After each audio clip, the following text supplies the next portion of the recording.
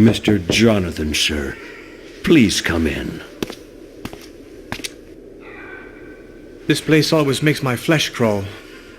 You're right to be wary, and if I may be so bold, I should avoid going into that room when I'm not around.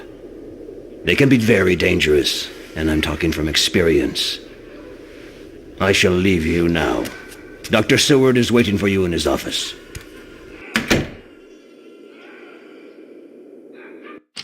Jonathan, at last you're here. We were so worried. I'm here, and I'm all right. So then, what did you discover? It seems that Carfax is not quite as deserted as we thought.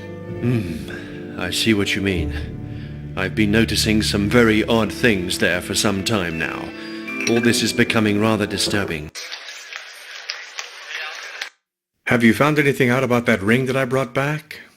I've been able to reconstruct its history, thanks to Mina, who has transcribed the wax cylinders which were recorded as a favor to me by a historian friend of mine. My attacks are so frequent that I don't have much time to work, and Seward insisted that I rest, but I wanted to help you. What have you discovered? The last known trace of the ring was back in 1442. It seems it belonged to Radu, a Romanian prince and the half-brother of Dracula. But there's more to it. Apparently, the ring is incomplete. In fact, in the engravings described, the ring is shown with a kind of diamond in its center. According to my friend's documents, this stone had the virtue of counterbalancing the evil side of the ring. We don't know anymore, but it's certain that Dracula will do everything he can to get it back.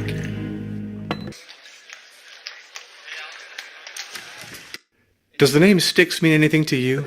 It's the river of hell in Greek mythology, but I think it's also the name of a theater in London, isn't it? Yes, in fact it's all the rage now. A hall where a cinematographer shows horror films. There's a mystery surrounding the identity of the owner, but I've done some investigating and have found nothing in the least bit suspicious. You'd better think again. I found proof at Carfax that Dracula is the owner of the Styx. My God, I've read that all London is lining up to go there. It's a fact that we cannot ignore, but it's very unlikely that the Styx is our principal target. To defeat Dracula once and for all, we have got to find his lair and strike at the heart. I confess I just don't know what to do now. Mina, if you aren't too tired, perhaps you and I could have another try at hypnosis. I'm ready to do anything rather than stay under Dracula's yoke forever. Doctor, let's go. Your eyes are closing. Your spirit is roaming free. What do you see? I see a garden of stone, a shadow walking. He's coming to find me. I can hear voices. They'll make me go mad. Help me! Mina, you will sleep now. Sleep. Sleep. She describes the same scene at each session. I think the stone garden must be the cemetery at Highgate. Highgate, you say? Now that Mina is asleep, I can tell you that my visit to Carfax nearly cost me my life. But a man called Peabody was not so lucky. I found his body, and it seems that he worked at Highgate. Peabody dead. He was investigating on my behalf. He said that he had seen some strange goings-on near a tomb decorated with a stone wolf. It's more than likely that the cemetery is where Dracula has his secret sanctuary. Take this key and go over there. It will be safer to go via the sewers. I shall stay here with Mina.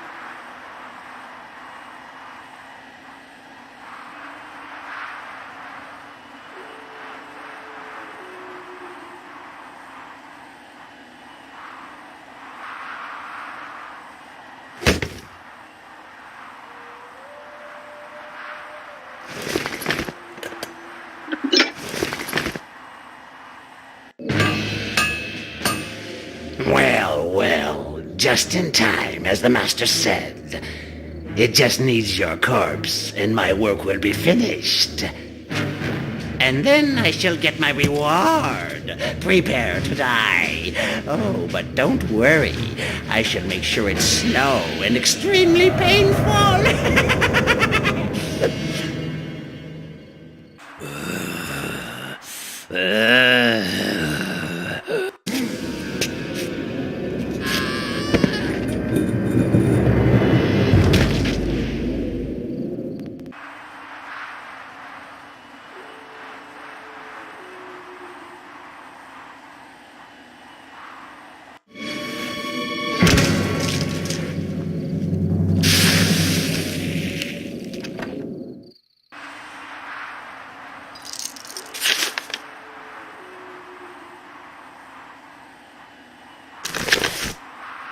Oh my God, I'm still shaking from what I've seen. Last night I stationed myself on the tomb with the stone wolves so that I could observe the cemetery.